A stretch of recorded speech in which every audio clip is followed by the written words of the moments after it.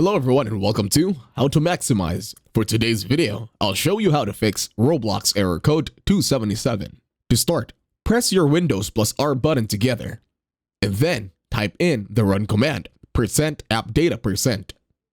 Once here, tap on App Data on the upper left. Now tap on the local folder. Over the local folder, look for the Roblox folder. Now right-click on the Roblox folder, and then tap on Delete. Now press Windows plus R button once again.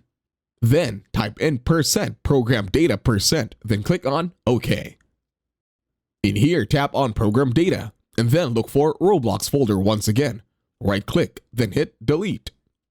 Now using your search bar, look for Control Panel.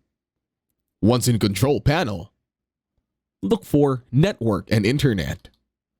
Press on it. Then in here, go to Network and Sharing Center. Now tap on Connections, Wi-Fi, depending on your internet provider or your connection.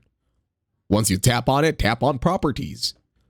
Over at Properties, double tap on Internet Protocol version 4, then click on Properties once again. And then in here, follow the settings that I have on my screen. Input the following values. Close it again. Then reopen the Internet Protocol version 4. Click on Properties.